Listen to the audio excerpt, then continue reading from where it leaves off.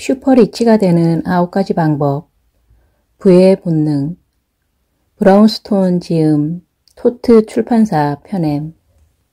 배는 항구에 있을 때 가장 안전하다. 그러나 거친 바다를 향해 나아간 배만이 보물섬을 찾는다. 모든 위대한 모험가와 탐험가는 손실공포 본능을 극복한 사람들이다. 투자는 언제나 위험한 것이다.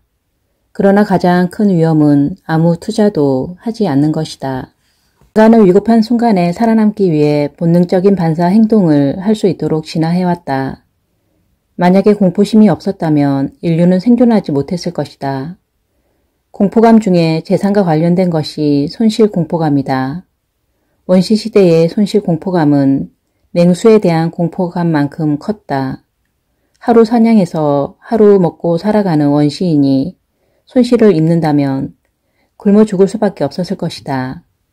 생존 자체가 모험이었고 가진 게 별로 없었던 원시 시대에 가치 있는 뭔가를 잃는다는 건 전 재산을 잃는 것과 마찬가지였을 것이다. 원시인은 사냥감을 여러 마리 잡는 것보다 잡아놓은 한 마리를 잃지 않는 게 생존에 더 유리했을 것이다. 그래서 인간은 오랜 진화 과정을 통해 이익을 추구하기보다 손실을 기피하는 본능을 갖게 되었다.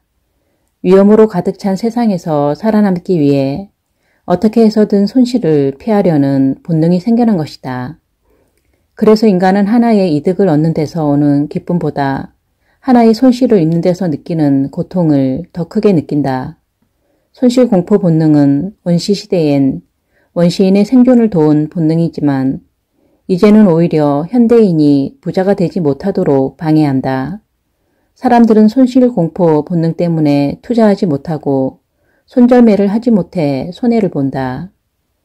향후 10년간 소득이 2배로 증가하면 당신은 그 돈으로 무엇을 하겠습니까? 여러분이라면 이 질문에 대해 뭐라고 답하겠는가? 놀랍게도 이에 대한 부자와 가난한 사람의 대답이 180도 달랐다. 부자들은 위험성이 있는 투자를 하겠다고 응답했다. 반면 가난한 사람들은 늘어난 소득을 대부분 소비하고 극히 일부만 위험성이 없는 저축예금에 넣겠다고 응답했다. 부자들은 더 미래지향적이었고 증권, 부동산 투자에 더 자신감을 보였다. 반대로 가난한 사람은 즉각적인 만족을 추구했으며 저축할 경우에도 안전성을 가장 중요시했다. 사람들이 부자가 되지 못하는 이유 중 하나는 투자를 하지 않기 때문이다. 사람들이 투자하지 않기에 부자가 못 된다는 주장에 당신은 동의하지 않을 수 있다. 그래서 그런 주장으로 노벨 경제학상을 받은 다니엘 카노먼의 설명을 들어보겠다. 다니엘 카노먼은 간단한 실험을 진행했다. 당신의 아버지가 죽으면서 재산을 상속하게 되었는데 2가지 선택 방식이 있다고 해보자. A 선택은 동전을 던져서 이기면 20억 원을 받고 지면 하나도 받지 못한다.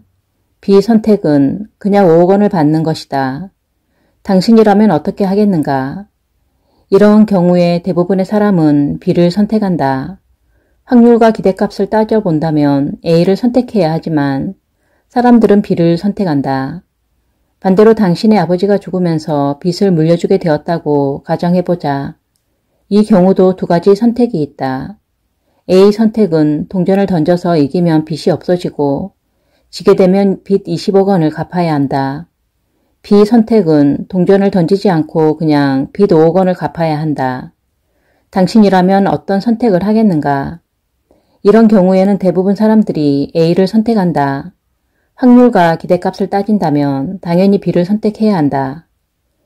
왜 사람들은 기대값을 따져보고 이성적으로 행동하지 않을까? 이유는 바로 손실공포 본능 때문이다. 다니엘 카노먼은 손실공포감에 대한 이 이야기로 2002년 노벨 경제학상을 수상했다. 다니엘 카노먼에 따르면 사람들은 손실공포 본능 때문에 합리적인 투자를 하지 못해서 오히려 손해를 보고 부자가 되지 못한다. 대부분의 사람들은 손실에 대한 두려움 때문에 투자하지 못한다. 잃지 않으려는 손실공포감 때문에 오히려 손해를 본다. 강소심 대리의 경우를 살펴보자. 2001년도부터 아파트값이 오르기 시작하자 무주택자 강소심 대리는 불안했다. 그런데 신문을 보니 부동산 전문가가 전혀 오를 이유가 없다고 한다. 강대리는 혹시나 상투를 잡는 게 아닐까 두려워서 아파트를 사지 못했다. 2002년도 들어서도 계속 아파트 값이 올랐다. 아내는 그냥 사자고 했다. 그런데 정부에서 부동산 대책을 내놓았다. 잠깐 동안 부동산 가격이 주춤했다. 강대리는 아파트를 사지 않기를 정말 잘했다고 안도했다. 그러나 2달도 안 되어 다시 아파트 값이 오르기 시작했다. 2003년도 들어서도 아파트 값은 올랐다. 강대리는 북핵 문제, 경기 침체 때문에 앞으로 아파트 값이 내릴 것이라 전망했다. 그러나 다시 아파트 값은 올랐다. 강대리는 지금 사기에는 너무나 억울하고 또 정말로 꼭대기에 사는 건 아닌가 싶어 두려웠다. 이렇게 강대리는 두려움 때문에 아파트를 사지 못해서 큰 손실을 보았다. 지금도 나중에 아파트 값이 내려가면 그때 살 것이라 한다. 그러나 아파트 값이 오를 때 사지 못한 사람은 아파트 값이 내릴 땐 더욱 사지 못한다. 하락기에는 손실 공포감이 더욱 커지기 때문이다. 결국 손실 공포감이 강대리를 옴싹달싹 못하게 사로잡은 것이다. 배는 항구에 있을 때 가장 안전하다. 그러나 배가 항구에만 있다면 어떻게 보물섬을 찾을 수 있겠는가? 거친 바다를 향해 나아간 용감한 사람만이 부자가 될 수 있다. 모든 위대한 모험가와 탐험가는 손실공포 본능을 극복한 사람들이다. 투자는 언제나 위험한 게 사실이다. 그러나 가장 큰 위험은 아무 투자도 하지 않는 것이다. 당신이 주식 투자에서 손해보는 이유는 따로 있다. 주식 투자에서 성공하려면 주가가 폭락할 때 투자해야 한다. 누구나 다 알고 있는 사실이다. 그러나 누구나 실천하는 건 아니다. 손실공포 본능에 맞서 행동하는 게 그리 쉬우면 누가 성공하지 못하겠는가. 입으로는 줄줄 외우고 있지만 정작 하려면 몸이 안 따른다. 오히려 폭락 장세에 주식 팔아치우느라 바쁘다.